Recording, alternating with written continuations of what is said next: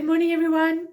Um, I I'm a little bit crazy. It's a crazy hair day today, and I'm busy cleaning up, and I've got my workspace back, as you can see, and so I'm busy cleaning up and doing my thing. On Saturday, our lovely Leon talked about the armor of God, and he was walking up the road, and my one favorite thing was that where he said, and when God pushes you, when the enemy pushes you around and tells lies, you put your sword in the ground and you stand your ground and you say, no, this is the word I lean on. This is what I do. And one day I'll get him to tell you about his life in a little bit more detail, because he does that. He'll because the enemy comes and he says, your God promised this and now this, and he literally leans on his faith. But he did. His mom listens, and she said, "Hey, you forgot the belt of truth." And I thought, "Oh, I've got something to say about the belt of truth." So let me read you the armor of God. Ephesians 6, from verse 14 to 18. Stand firm then with the belt of truth buckled around your waist, with the breastplate of righteousness in place, and with your feet fitted with the readiness that comes from the gospel of peace. And in addition to all this, take up the shield of faith with which you can extinguish all the flaming arrows of the evil one. Take the helmet of salvation and the sword of the Spirit, which is the word of God. And so we are equipped with this. We don't have to go and look for it. We are equipped. As soon as we say yes to Christ, you can take over my life. He goes, okay, and here's everything I give to you. And he gives you his love and his protection and this whole suit of armor. But I want to talk to you about the belt of truth. Now, in those days, if you look at a Roman soldier specifically, they have these beautiful, but they have a tunic on underneath, like a cloth garment, which is like just literally a straight thing, and then they would put all this armor on top. Underneath, they are naked. They've just got this tunic and then this armor, and so they are. If you would just stand with a tunic, you would be quite exposed, and die easily. But the belt of truth is so significant, and it's significant enough to be first. And you think, if you're going to talk about the sword, the word of God, the sword would be first. But you can't take up your sword until you've armored yourself with all these other things. So you got to put on all these things, and you got to be, and the first thing you got to be put on is brutal honesty, the truth about Avril. And let me tell you, when God first called me, and I had to stand up in front of people and start talking, and now even doing this, I used to go, Lord, people know me. So, and my biggest fear was always, I knew you when. Somebody sitting in the audience go, I knew you when. So I started telling the truth immediately. Because if you think of the belt that we know, it's like a belt you would put in your jeans, and then you'd have a buckle, and then it just goes around your waist. But if you look at a Roman soldier, it goes around your waist and it has these things hanging down, almost like a leather skirt.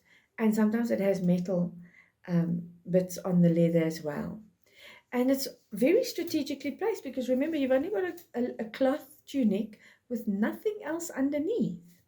And so these leather metal bits, would hang over all the important bits. Your future is protected by the belt of truth. Think of a politician, or even a preacher that becomes a prisoner that becomes a preacher. If he tries to hide all that, first of all, it's his testimony. I've come from there and now I'm here. It's your testimony. Don't hide your testimony. But second of all, how will people trust you if you're preaching the word of truth that saved you from your degradation in prison? How would you get people to listen and then become saved themselves? So it's important to tell the truth. It's important for parents to tell the truth to their children about their lives before their children. Because if they cannot see your journey with Christ from where you might have been in degradation to where you are now, children have been devastated because they did not know they were conceived before marriage, or they did not know they were adopted, or they did not know It's a devastation for children. So the truth is important. And from that, you can build a strong house of faith and spiritual understanding. Tell the truth. Tell the truth in your job. Um, I've been trying. As a parent, you always try and tell your children to tell the truth, and it's a very difficult thing. When you're going to get a job, and your previous job is similar to this job, but there were things, and so it didn't work out there. But you know that at this new place, you have a different opportunity.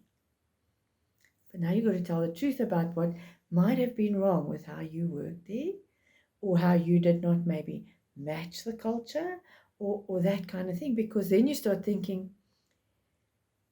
what if they do this? What if they do that? If you believe that God is on your side, you should believe that your truth is good enough.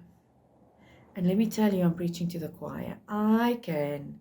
So I was asked, I do some work at our school, and there's a new principal, and she called me in, and she said, can I speak to you? And I thought, oh, I'm going to be fired, and then I'm there, and it does just pay for some extras and everything.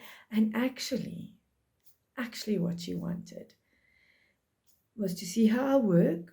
She wanted the truth, and then she gave me some extra work to do. And so I went in my head, ahead of me, thinking about her because I didn't know her.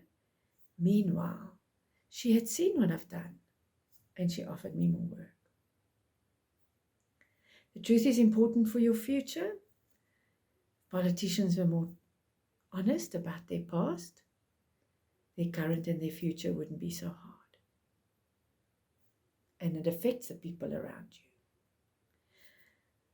Truth, depth of truth. It's important. It's important to God. Have a wonderful day, and we'll speak again tomorrow.